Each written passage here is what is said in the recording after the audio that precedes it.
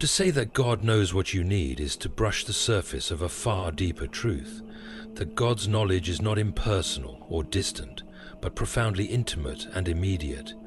When we speak of knowledge in human terms, we often think of facts, data, or information stored in a mind, like books on a shelf or files in a computer. We imagine knowledge as something abstract, detached, a kind of distant awareness. But God's knowledge is nothing like this.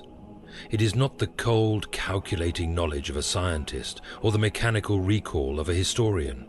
Rather, it is more like the loving gaze of a parent who sees the trembling hand of a child before the child even realizes it is trembling, who hears the unspoken question behind a quiet sigh, who feels the ache in the heart that words cannot yet express. God's knowledge is a knowledge that is personal and alive. It is the knowledge of one who is not only outside of time but within it, present in every moment of your existence. He is not a distant observer making notes from afar. He is close at hand, intimately involved, and aware of the minutiae of your life. This means that when God knows what you need, He knows it not just as a vague category or a general circumstance, but as a deeply personal reality, uniquely tailored to your being and your journey. Imagine for a moment the relationship between a father and his child.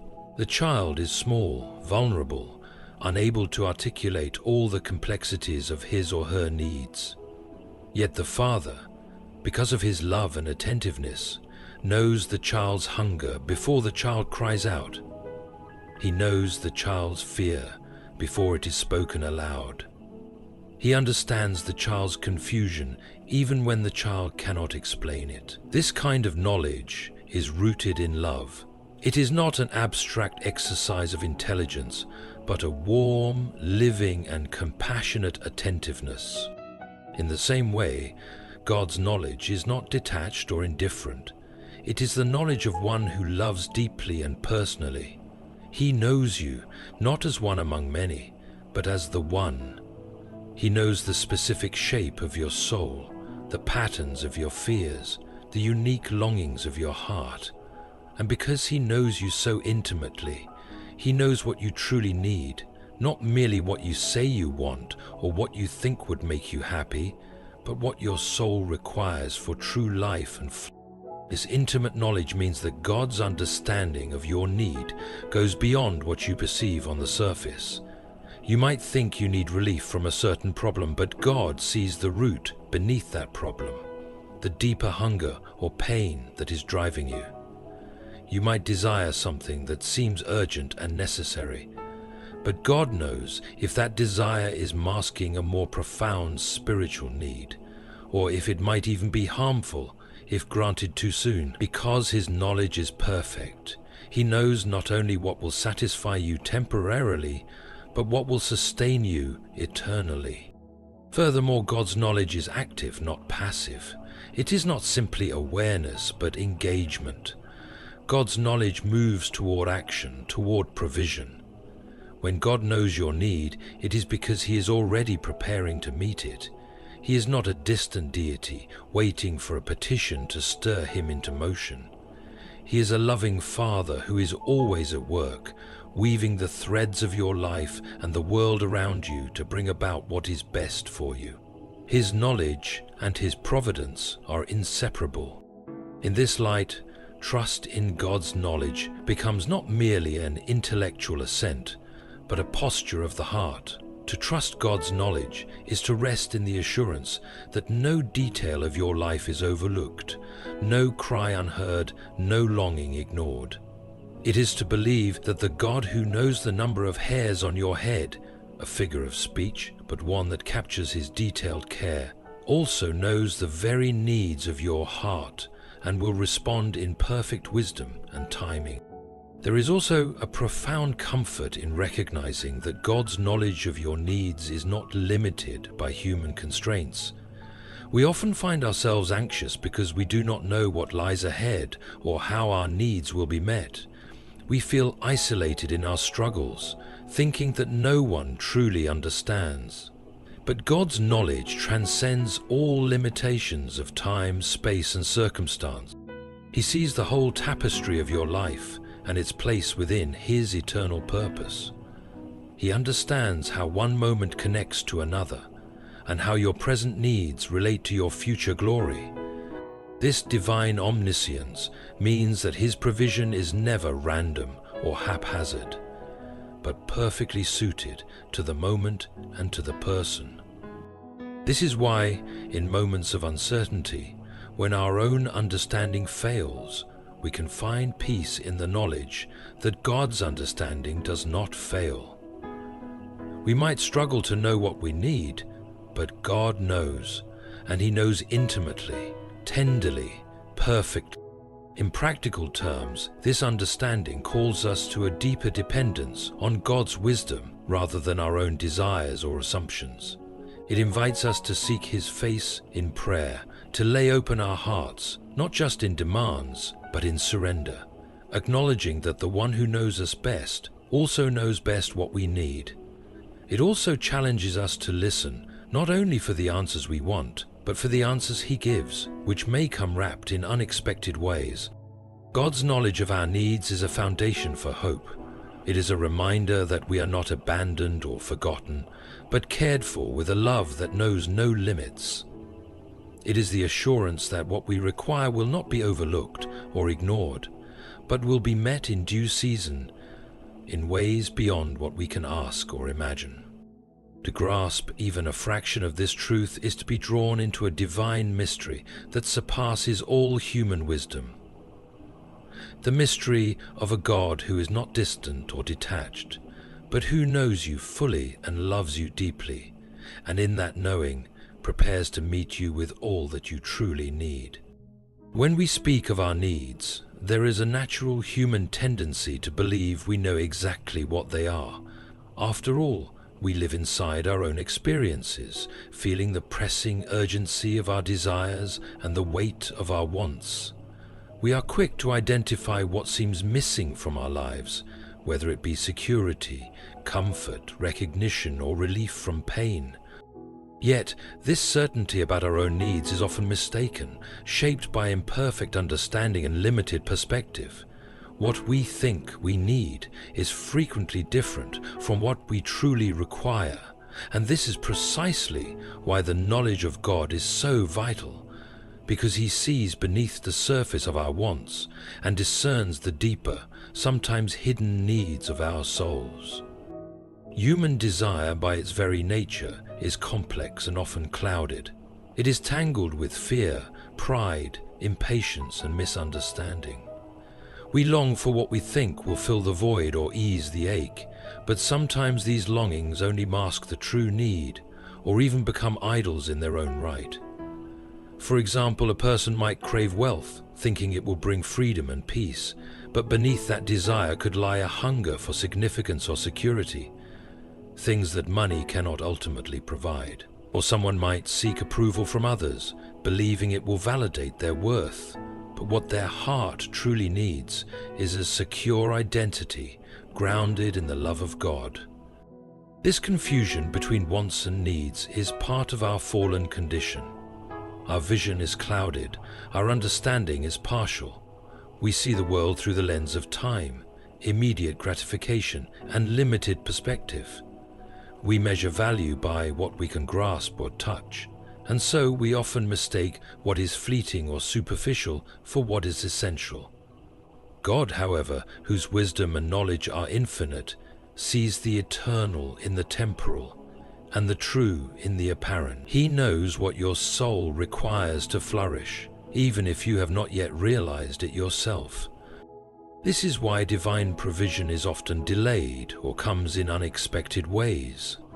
The delay is not a sign of God's absence or indifference, but a sign of His wisdom and care. Sometimes the very things we think we need would hinder our growth if given too soon. Our hearts and minds may not yet be ready to receive certain blessings or revelations. In such moments, God's withholding is a form of loving discipline, a way of preparing us to receive what is truly good, not just what is immediately desirable. Consider the example of a child asking for candy before dinner. The child thinks candy is what he needs, but the parent knows that proper nourishment will come later and that the candy would spoil the child's appetite and harm his health. Similarly, God, in His perfect knowledge, knows what nourishment your soul needs and when to provide it. His timing and provision are not arbitrary, but tailored to your spiritual well-being. The truth that what we want is not always what we need also invites us to a posture of humility and trust. It is difficult to surrender our desires and accept that God's provision may look different from what we expect. We often equate our own wants with our needs, making it hard to receive blessings that do not fit our picture of what we thought was necessary. Yet, when we yield to God's greater wisdom, we discover that His gifts are richer and more fulfilling than anything we could have imagined. This tension between human desire and divine provision is woven throughout the Christian story. The saints, the prophets, and even Christ Himself experienced moments of intense longing and apparent unanswered prayer. Yet their stories reveal a deeper truth, that God's plan is to lead us not simply to satisfaction of immediate wants, but to transformation and ultimate fulfillment in Him. Sometimes what appears as a denial is actually a redirection toward a greater good. Moreover, this principle challenges us to examine our hearts carefully. Are our desires truly aligned with what God intends for us, or are they shaped by fear, comfort, or the world's standards? Are we asking for what will nurture our spirit, or merely what will provide temporary relief?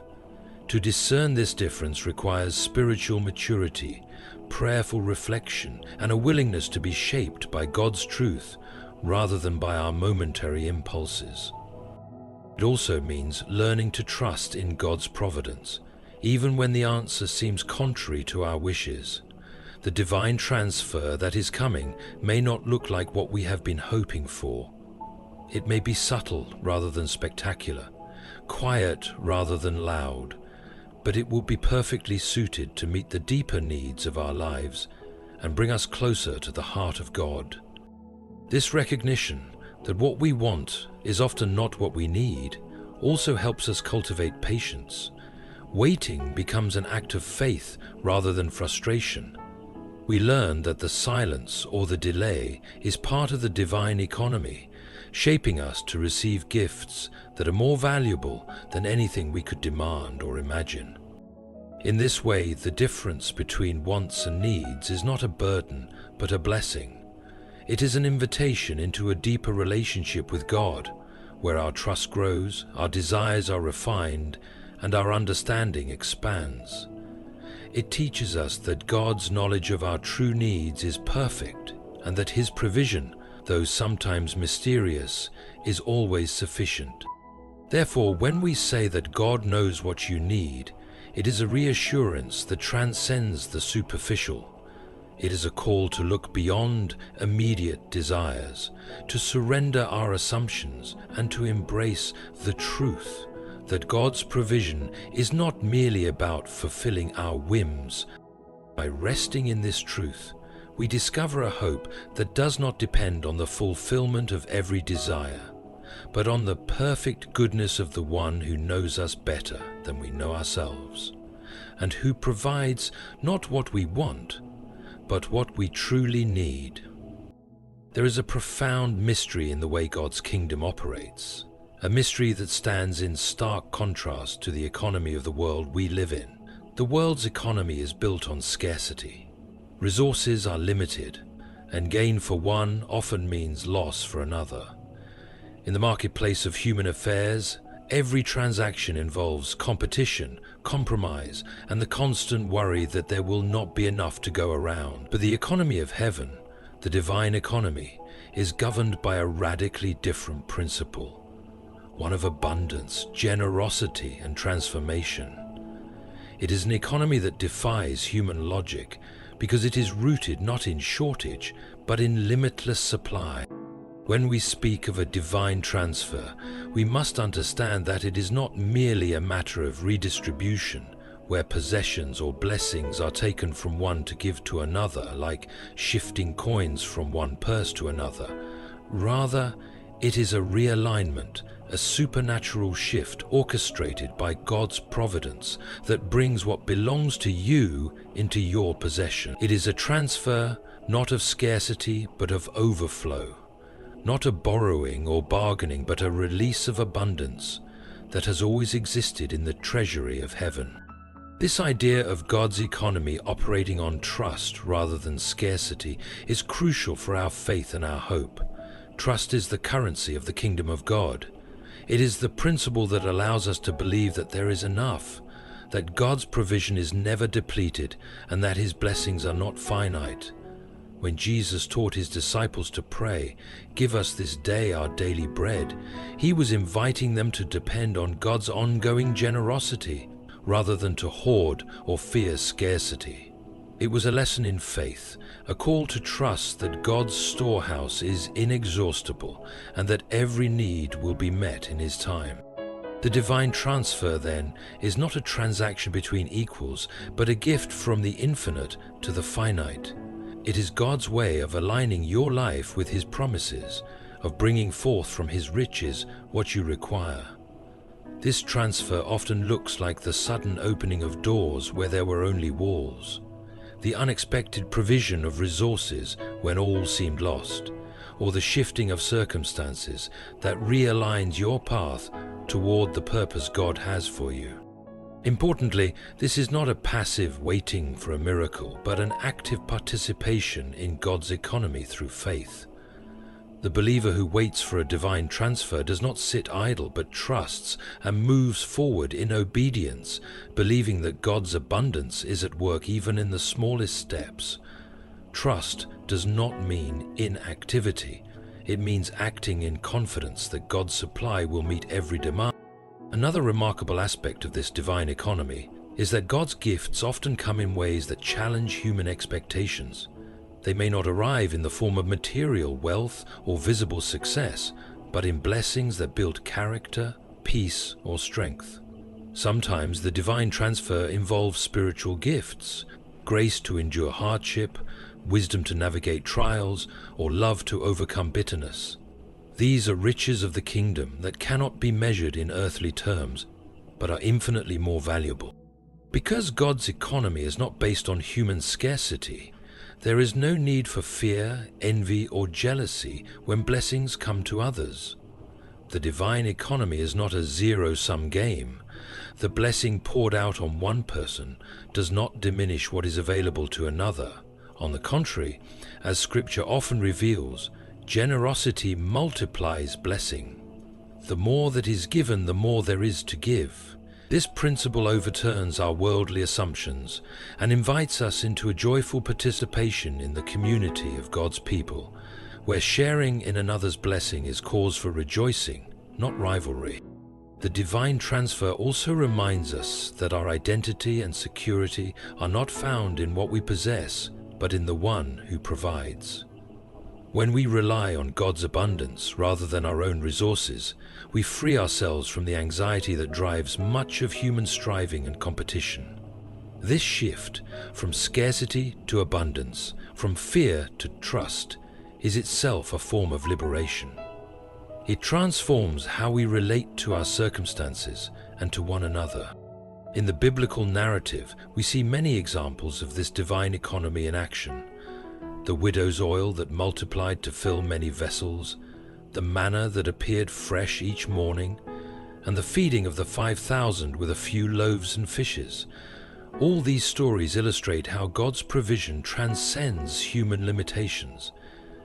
They show that God's transfer is not dependent on human calculation or effort alone, but on divine power and faithfulness. To live in expectation of a divine transfer is to embrace the truth that God's kingdom is breaking into our world in unexpected ways. It is to believe that what you need is not held back by lack, but is already secured in God's hands, waiting to be released. This belief empowers us to hope, to persevere, and to act with confidence, knowing that the God who created all things also sustains them and provides generously for his children. Thus, the divine transfer is not only a gift to be received, but a reality to be lived in, shaping how we approach life, relationships, and challenges. It calls us to trust the abundance of God's grace, to celebrate the blessings given to others, and to walk forward with the assurance that God's economy is always at work, bringing what we need in perfect timing and infinite supply. Waiting is one of the most difficult experiences for the human heart. It stretches our patience, exposes our fears, and often feels like an absence or even a denial of what we long for. Yet when we consider waiting through the lens of divine providence, we begin to see that waiting is not merely empty time or God's silence. Instead, it is often the language God uses to prepare us, to shape us, and to ready us for the gift that is coming. The delay is not a sign that God has forgotten or abandoned us, but a sign that something greater is being worked out in the unseen depths of our lives. It is tempting to interpret delay as denial. When prayers seem unanswered and seasons stretch long, the soul can grow restless and impatient. We want to see tangible evidence that God is acting. We want immediate results that confirm his presence and his care. But divine timing rarely aligns with our clock. God's sense of time is eternal, measured not by the calendar or our comfort, but by the fullness of his perfect plan. To wait in faith means to trust that his timing is wiser than ours, that what is coming is worth the pause, and that we are not forgotten in the silence. In Scripture, waiting is never portrayed as mere passivity. The waiting of God's people is active, expectant, and full of hope. The psalmist cries out, "Wait for the Lord, be strong and take heart, and wait for the Lord." Psalm 27:14. This waiting is not despair, but a courageous stance, a deliberate choice to trust God despite uncertainty. It is a waiting that acknowledges the difficulty, but also embraces the promise. It is a waiting that believes in God's faithfulness, even when the evidence seems absent. The divine transfer, the provision or blessing that God promises, often arrives precisely because of this waiting. Waiting is the fertile ground in which faith grows and character is refined. It is during these seasons that we are often being prepared to receive what we have asked for, or something even greater. Without the waiting, the transfer might be squandered or misunderstood. In fact, the waiting often deepens our appreciation of the gift and strengthens our dependence on God rather than on the gift itself. Consider the example of the Israelites in the wilderness, wandering for 40 years before entering the promised land. This was not a punishment without purpose, but a time of preparation and purification. Their long wait shaped their identity, teaching them reliance on God's provision, manna each day, and forming their hearts toward covenant and obedience. If they had entered the land too soon, they would have been unprepared for the responsibility and blessing it entailed. Their waiting was a crucible, forging faith and readiness. In our own lives, waiting can serve a similar purpose. It is the quiet workshop where God molds us, shaping our hearts to be more like his. He removes what would hinder us, teaches us patience, builds endurance, and cultivates trust. The silence in which we wait is not a void, but a sacred space, often where God's most profound work occurs. While the world measures success by immediate outcomes, God measures it by the depth of our transformation. Moreover, waiting tests the sincerity and depth of our faith. It asks whether our trust is in the gift or in the giver. It strips away superficial hopes and reveals the core of our dependence. If we wait only for what we desire, our faith is shallow. But if we wait with hope in God himself, our faith becomes rooted and strong. This kind of waiting requires surrender, yielding control, relinquishing anxiety, and choosing to believe that God's hand is at work even when we cannot see it. The divine transfer is rarely rushed. It comes when we are ready, when the time is right according to God's infinite wisdom. Sometimes the greatest obstacle to receiving God's blessing is not external but internal. We may not be prepared spiritually, emotionally, or mentally to receive what He wants to give. The waiting period is, therefore, a period of preparation, a time when God is aligning the circumstances, softening hearts, and readying souls. Waiting can also be a profound act of worship. To wait on God is to place our hope and confidence in Him alone. It is to acknowledge His sovereignty and His goodness. In the waiting, our prayers deepen, our awareness of God's presence grows, and our dependence on His grace becomes more evident. We learn to listen, not only for the answers we seek, but for the subtle ways God communicates His love and plans in the quiet moments. It is important to recognize that waiting does not mean inactivity or resignation. Waiting in faith involves perseverance, prayer, and obedience to the small steps God calls us to take. It is a dynamic posture, not a passive stance. We wait with eyes open, hearts engaged, and hands ready to receive and to work. This waiting is both humble and hopeful. It trusts God's timing while continuing to move forward in faith. Sometimes the divine transfer arrives suddenly and unexpectedly, like a dawn breaking after a long night. Other times it unfolds slowly, like a seed sprouting and growing unseen beneath the soil before bursting forth in bloom. Regardless of how it comes, the waiting is integral to the process. It is the refining fire that purifies motives, strengthens faith, and deepens reliance on God. In essence, waiting is a sacred preparation for the divine transfer that is coming. It is the soil in which God's promises take root and grow to maturity. It challenges our impatience, tests our faith, and teaches us trust. Though waiting can be difficult and painful, it is never wasted time. Rather, it is a vital part of the journey toward receiving all that God has prepared for us. Faith is the delicate and powerful bridge between our human limitation and God's infinite provision. It is the posture of the soul that allows us to step beyond what we can see and grasp into the realm of divine possibility.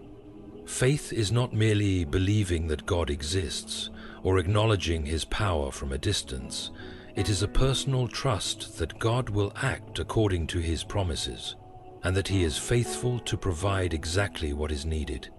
Even when circumstances appear contrary or confusing, this kind of faith requires courage, patience, and humility, because it calls us to rest in God's wisdom rather than our own understanding. When we consider the divine transfer, God's provision moving into our lives at the right time, we must recognize that faith is the essential condition for receiving it. Without faith, the heart remains closed and the hands remain empty. Faith opens the door to God's blessings. It aligns our spirits with His will and prepares us to accept what He offers. In this sense, faith is not passive or detached, but deeply active. It is a living trust that engages the whole person, mind, heart, and will, in expectation and obedience. This expectation is rooted in the character of God Himself, who is unchanging and trustworthy. God's promises throughout Scripture are anchored in His nature as faithful and good. When God says He will provide, He does not speak lightly or vaguely. His words carry the weight of eternal certainty. Yet, faith often asks us to trust this assurance in the face of uncertainty or delay. It calls us to believe before the evidence appears, to hold on to hope when the visible signs point otherwise. Such faith is challenging precisely because it demands a surrender of control. We live in a world that values certainty, immediacy, and visible proof. Yet, the spiritual life often operates by different rules. Rules of trust, patience, and unseen realities. Faith is the willingness to say, I do not yet see the fullness of what God will do, but I trust that He will do it. This kind of trust is costly. It means laying down our assumptions, our fears, and our desire to dictate the timing and manner of God's work. Moreover, faith is not blind optimism or wishful thinking. It is grounded in the reality of God's past faithfulness and His revealed promises. Faith remembers the stories of those who have gone before, the saints, the prophets, and the early church, who trusted God's provision in desperate and uncertain circumstances. It draws strength from the witness of God's faithfulness throughout history and in the lives of believers today. Faith is a memory and a hope intertwined, sustaining the soul through trials and waiting. Faith also requires a posture of humility. It recognizes our limitations and acknowledges that we are not in control. In this humility, we find freedom from the burden of self-reliance. We learn to rest in the providence of God, knowing that He sees the whole picture and works all things for good. This humility does not weaken faith, it deepens it. For true trust grows only when we surrender the illusion that we can manage everything on our own. This trust is expressed in many ways, through prayer, worship, obedience, and the ongoing seeking of God's presence. Prayer is the language of faith, a dialogue where we present our needs and desires, but also listen and submit to God's wisdom. Worship reminds us of God's greatness and goodness, lifting our hearts beyond our troubles. Obedience is the practical outworking of faith, showing that we trust God enough to follow His guidance even when the path is unclear. Faith in the divine transfer also involves perseverance. The journey toward receiving God's provision is often marked by seasons of testing and waiting. It is easy to lose heart when answers are delayed or when the pressures of life grow heavy. Yet faith calls us to persevere, to keep believing, keep hoping, keep praying. Because God's timing is perfect and His gifts come in their appointed season. Persevering faith trusts that God's delay is not denial, but preparation, and that the reward will be worth the wait. Another important dimension of faith is its communal nature. While faith is deeply personal, it is not meant to be lived in isolation. The body of Christ encourages, strengthens, and sustains one another in faith. Sharing testimonies of God's provision and bearing one another's burdens helps the community grow in collective trust. Faith becomes a shared journey where believers remind each other of God's promises and rejoice together in His faithfulness. Importantly, faith shapes our perspective on what the divine transfer will look like. When we trust God fully, we become open to receiving His provision in ways that may surprise us. Sometimes the blessings come not as we expect, perhaps not in material wealth or worldly success, but as peace in the storm, strength in weakness, or clarity in confusion. Faith keeps us receptive to the diverse ways God can provide, recognizing that His wisdom exceeds our desires. This kind of faith transforms how we face trials and challenges. Rather than despairing or doubting, faith anchors us in hope. It enables us to see beyond present difficulties to the greater good God is accomplishing. Faith whispers to the heart in moments of fear, God is working, even when you cannot see it. It becomes a wellspring of courage and joy amid uncertainty. In the grand narrative of redemption, faith is the thread that connects God's promises to their fulfillment. It is the means by which the divine transfer enters our lives, transforming scarcity into abundance, weakness into strength, and fear into peace. Faith does not bypass reality, but meets it with the confidence that God's provision is both sufficient and timely. To cultivate this faith requires continual growth, a willingness to learn, to trust, and to wait. It requires opening our hearts to God's work, even when it unfolds slowly or differently than expected. Faith invites us into a living relationship with God, where trust becomes the lens through which we view our needs, our challenges, and our hopes. The divine transfer that God promises is not merely about material provision or external blessings. It is fundamentally about transformation. When God moves in our lives, His purpose is not only to give us what we need, but to change us in the process, shaping us into the image of Christ and preparing us to live in the fullness of His kingdom. This transformation is the heart of the divine economy, where what we receive is meant to produce growth, maturity, and a deeper connection to God. Transformation begins with the recognition that God's provision is a sacred gift intended to nurture our souls. It is not a reward for performance or a prize for effort, but an expression of God's grace, given to bring healing and wholeness. When God transfers blessings into our lives, He invites us to participate in His work of renewal. This process often involves a refining fire, where the old patterns, fears, and limitations are burned away to reveal new light. It is a spiritual metamorphosis that touches every part of our being, mind, heart, and spirit. One of the key ways transformation occurs is through the alignment of our desires with God's will. Often, before the divine transfer happens, God begins to change our perspective, shifting our focus from self-centered wants to kingdom-centered needs. This reorientation is crucial because it prepares us to receive what truly benefits us, rather than what merely satisfies temporary cravings. The blessings that come after such transformation are richer and more enduring, as they are rooted in God's purpose for our lives rather than fleeting desires. The divine transfer is thus both a gift and a call to grow in faith, love, and obedience. When God gives us what we need, He does so to empower us to live more fully for Him and to serve others. This outward movement of blessing is a sign that transformation is at work.